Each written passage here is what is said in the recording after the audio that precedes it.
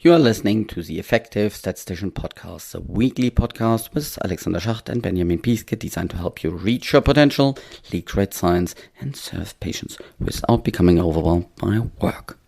And today we have episode number 300. I'm really excited about this. And today I will talk about 3 really important insights that I get and 3 things that you need to develop to have a successful career. Now, the music.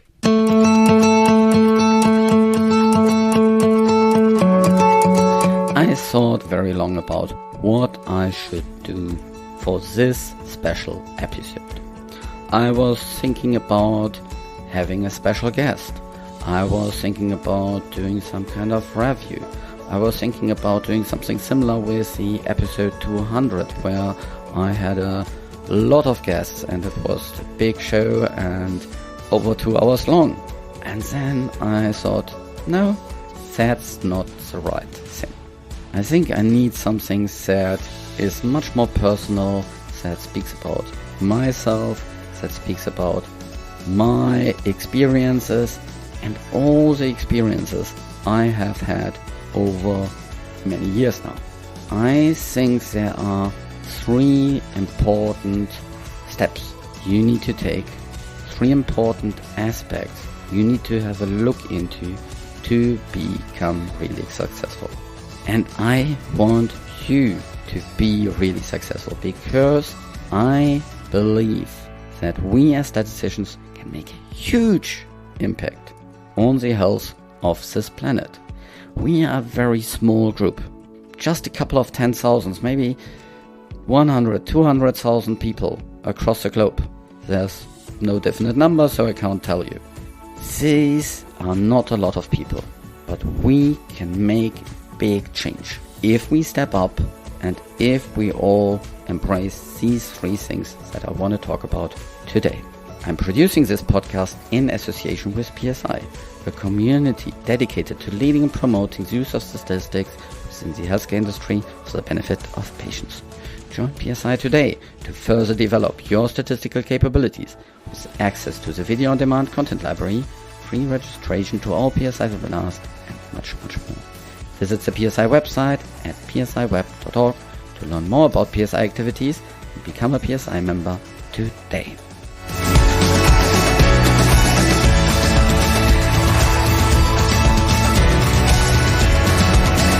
Welcome to another episode of The Effective Statistician, and this is episode 300. I am super happy about this. Someone would have told me 6 years ago, you'll have 300 episodes and you will have over 200,000 cumulative downloads and you will have over 5,000 downloads per month. I would have said, you are completely crazy. I looked a little bit into what helped me with this. What helped me to achieve that? What helped me to be consistent with the publishing? What helped me to do the things that really scared me? And I looked into this and I also read a lot about it, and I looked into what makes others successful? What makes others stand out? And today I'm not so much talking about the strategy around this. Yes, so the leadership, the innovation, the knowledge and the excellence that I very often refer to in this podcast as a strategy to develop your success and have a successful career. I will talk a little bit about what you need to change within yourself potentially, and where a lot of us have actually problems or struggle with, and me included, for sure. There's 3 things that I want to talk about today that make a huge impact. And a couple of years ago, I wasn't aware about this. I just couldn't imagine how much they have an impact.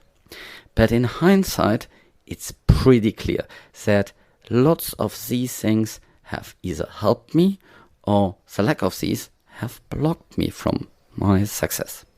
So let's start with the first one. The first one is self-confidence. Self-confidence automatically hinders us quite a lot. If, for example, you lack self-confidence, you only set yourself small goals. You can't even think about really big ones. You don't allow yourself to think about big ones. I can remember when I was early in my career and I had my first mentor from the US who was a couple of levels above me, and he asked me about what are my career aspirations. And I said, I would really love to be a group leader with really good technical knowledge. So basically having 2, 3, 4 maybe direct reports and doing lots of technical things and these type of things. I was already a couple of years into my career at the time. I had a PhD. I was at my second company. It was a really small goal. Why did I set such a small goal for my career? Yeah, but if you can think about it, my career was still decades long. I set this small goal because I lacked self-confidence. If you only allow yourself to think in small steps, only allow yourself to think small for yourself, you will only get these small things. Yeah, only the big things. These things are the things that you can achieve and you can dream of and you can think of and you can write down for yourself as a goal if you're self-confident. There's a really famous quote by Steve Jobs that I always think about. The people who are crazy enough to think they can change the world are the ones who do. The people who are crazy enough to think they can change the world are the ones who do. I repeat this because I really want you to remember about this. We can change the world. You can change the world. You can do much more than you think. If you're listening to this, you probably have finished a university degree in statistics and biostatistics, any kind of these kind of fields. Maybe you already have a PhD. Maybe you already got your first promotion. You are at the top of knowledge about data around the world. There's only very few people in the world that know more about data and how to analyze them and how to communicate them, how to design studies, all these kind of different things than you. And we need you to step up. We need you to step up and change the world. And we can change the world by bringing new medicines to market, by making them available to more patients, by making sure that patients, physicians, regulators, internal stakeholders have the right evidence at the right time to make the right decisions. And that is changing the world. Now you can do even more. You can just learn more, invest more in yourself. You can share your knowledge with others. And that's how we change the world. One step at a time. But don't think about your job as just something small. Through your job, you can do quite amazing things. And do them. Don't say, I'll try. There's another really nice quote that I have in my head. Whenever people say to me, yeah, I'll try, I think about Yoda. Yoda, if you're not a Star Wars fan, Yoda is the senior mentor that helps the hero, Luke Skywalker. And the typical thing in every story, you have this mentor that helps the hero to overcome the challenges. And the hero doesn't believe in himself. And so when Yoda, the master, challenges him to do something, he says, okay, I'll try. And then Yoda stops him and says, do or do not. There is no try. When I first watched the movie, I didn't really understand what it means. Do or do not. There's no try. If you say, I'll try, you basically don't believe in yourself. You don't think you can do it. You'll try it. And then you can say, yeah, I knew it before, it won't work. And that will be a self-fulfilling prophecy.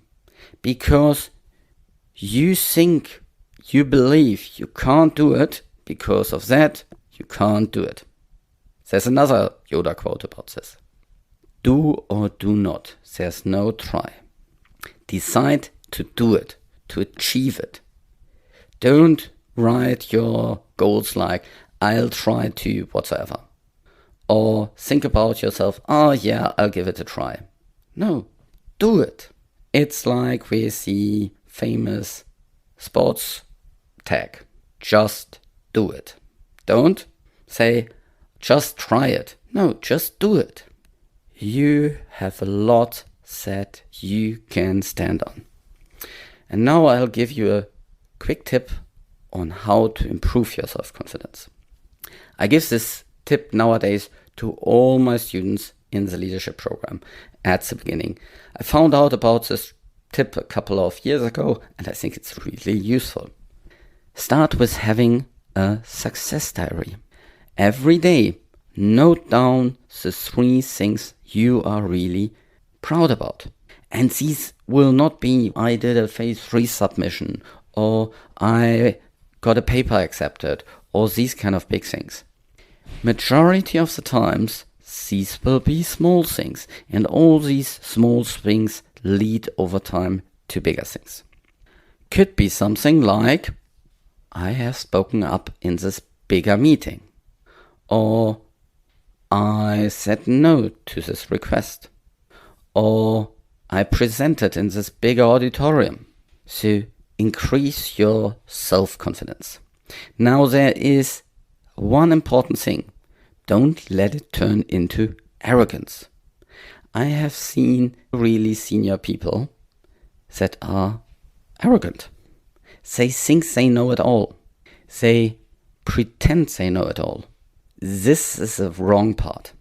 Yeah? And this has to do a lot, what I think, with the next really key ingredient. And it's closely related. Courage. Now, courage is not the absence of fear, but the ability to decide and act in spite of fear. The tagline in my LinkedIn profile is, fear is a reaction, courage is a decision. And this is because I think courageous doesn't mean absence of fear. If you think about the heroes, whatsoever, we very often think about them, yeah, they're fearless. No, the real heroes do feel fear, but they do it instead. They do it despite the fear. And fear comes nowadays in lots of different forms. And it's very often very similar across different people. Yeah? So, fear of rejection is very frequent. This is really no surprise, given that we are social animals. Yeah? Just think about yourself and put yourself back tens of thousands of years. Alone you will die. So you need to stick with a group. And we fear rejection from the group. We fear rejection from our supervisor, from the peers, from all the other people we work with. That is completely normal. Now, courage is to act despite the fear. One of the really important things that come up again and again in our leadership program, where we help statisticians to become more effective, more influential, and this has nothing to do just with supervisory skills, this is for everybody. Especially junior people stay quiet in meetings because they fear that they will be rejected, that they will not be heard, that they will be laughed at, or these kind of things. They need to develop the courage to speak up. Another problem that I see all the time is that people pick up too much work. They don't say no. And honestly, I have been there. I'm still very often there. I completely get that. Saying no is difficult. You need to have the courage to say no. Otherwise, you'll not be successful. People who set boundaries are far more successful, and people generally understand that you need to set boundaries. Another courage is to make a proposal that is a little bit unusual. Yeah, something that you haven't been doing before, or that the team hasn't tried before. Another real big problem is speaking in front of a larger group. A lot of people would rather die than speaking in front of a big group. Train yourself. Make steps to speak in bigger and bigger organizations, in front of bigger and more senior people. You get used to it over time. But you need to each time find the courage for yourself to speak in front of this larger audience. Another really important thing is the courage to admit you made a mistake. I'm personally not very good at that. I know that, and I know it is really important from a cultural point of view that you can learn from mistakes. And that only works if people are courageous enough to admit they made a mistake. Have the courage to ask for help. I really learned this when I was traveling to the PSI conference. On crutches and with a wheelchair, I needed help very often. And don't know, there's this kind of weird thing in my head that I really needed to face, that I needed to ask for help. It is the same thing that I see and hear about younger people very often. And it's also true for more senior people. They don't want to say that they don't know and that they need help. In an earlier episode with Walt Offen, he speaks about this, that being humble and asking for help is courageous. Maybe you need to find your courage to quit your existing job and to find an environment where you can grow, where you are not limited by the constraints, where you're not asked to run really fast with one foot bent behind your back. Quitting a job and going into an uncertain new organization requires courage. If you need any help with that, I can highly recommend that you head over to clevofactive.com.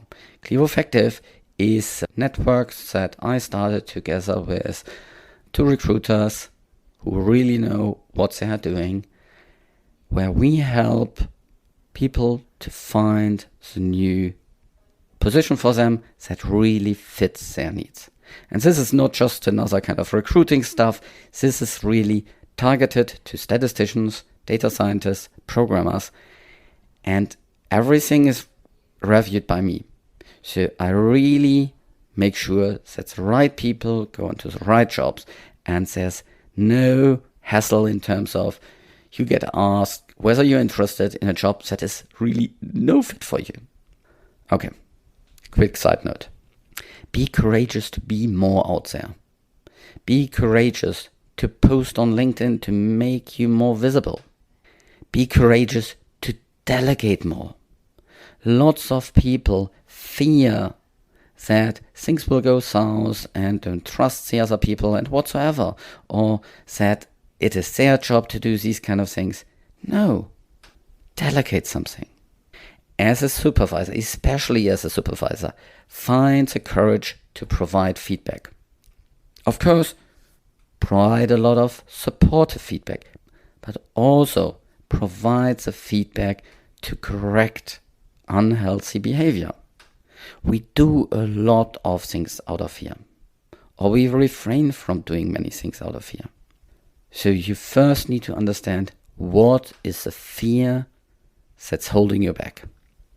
Reflect on current of situations in the past days, in the past week, where you said, oh, actually, I should have done something differently, or I should have acted, or I should have spoken up, or I should have grabbed this opportunity. What was the fear that was holding you back? Another Yoda quote, named must be your fear before banish it you can. Named must be your fear before banish it you can. So, like Luke Skywalker, understand what is the fear that holds you back. Now let's step into the third aspect. And that is your intrinsic motivation. Why do you come to work every day? Yes, you need to get paid and all these other things, but what really drives you? I had an aha moment when my little son asked me about, Daddy, what do you do at work? He was 5 years at the time, and I needed to condense it down to the most basic, most important thing. I needed to think about it for a couple of seconds, and then I said, Daddy works for a company that helps sick people to get healthier. I learned a lot more about my intrinsic motivation through the sickness of my mother, the diseases of our kids, where I wanted to make the right decision, and of course looked into the data, the studies and so on, and was really frustrated about the situation. A situation where even I, as an expert, not surely a medical expert, but a data expert, couldn't understand the data, or couldn't follow the data, or the data was just not there, or the data wasn't appropriately communicated, so I understand it. That really helped me to understand, okay, my motivation is to provide the right data at the right time, the right format, so that people can make good decisions. Internal stakeholders at companies, regulators, payers, physicians, patients, their caregivers, all these different stakeholders need the right evidence at the right time, in a format that is helpful for them. And we statisticians play a central role in this. We are the multipliers. We can ensure that the right data in the right format is at the right place, at the right time. We can train others so that they can communicate it well. We can deliver it in useful formats so that it can be easily further communicated. And yes, this is very often not a table. We can make sure that in early clinical research, we have the right information to kill a product, kill a molecule that will not be worth further investing in. We need to be good in providing the right information so that we have the right decision about the dose, or whether we move forward in phase 2, and how the clinical study should look like. That we have enough information about the safety aspects, that we can show, yes, we are safe enough, we can understand all the rare events here, we understand the frequent ones and how we can mitigate these, all these kind of things. We have all the right information in the right format for regulatory approval, of course, but also so that we have enough data so that payers, being it insurance companies or sick funds or national payers, that they have the right information. Another big area for me is all the different people that talk to external stakeholders, like medical scientific liaisons, sales reps, key account managers. They talk to really important stakeholders outside. Let's make sure that they understand the data, and that they have the tools to communicate the data appropriately. And lastly, let's make sure that when physicians and their patients and their caregivers discuss about the different treatment options, that they also understand what is the right evidence. So this is for me really big intrinsic motivation. It doesn't necessarily need to be for you, but I know for lots of us statisticians in the industry, that is probably a variation of this. What else drives you? What are the things that really you value? What are the things that you are proud about? What are the things that you will want to be remembered for? What are the things that you talk to your parents, your friends, your kids about that make you proud? This will help you to understand what is your intrinsic motivation. And if you have the right intrinsic motivation, you can step back into this, and from there you can take the courage to act. You can think, I really want to make sure that we have the right data.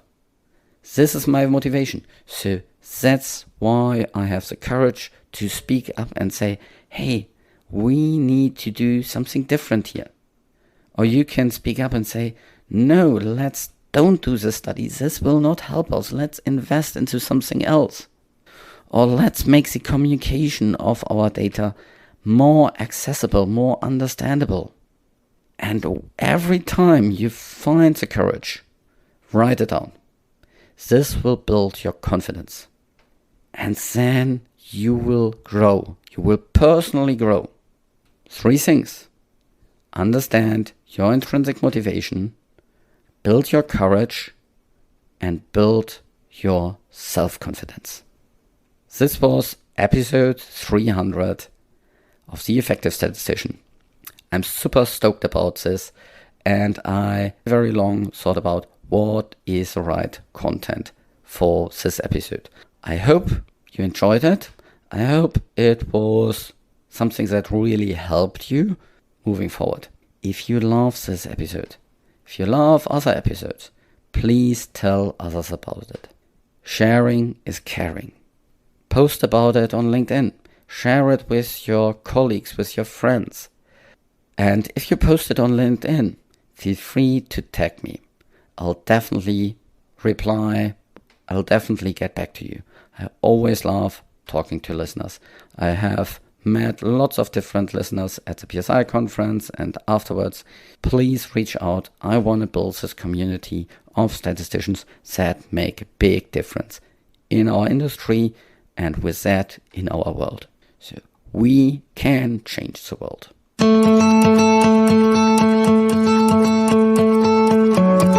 This show was created in association with PSI. Thanks to Rain and her team at VVS who help with the show in the background, and all of them are fundamental to the success of this show, and I would never ever have reached 300 episodes without them. And a special thank you for listening to this episode and many others. Thanks so much. I'm doing this for you. Reach your potential, lead great science, and serve patients. Just be an effective statistician.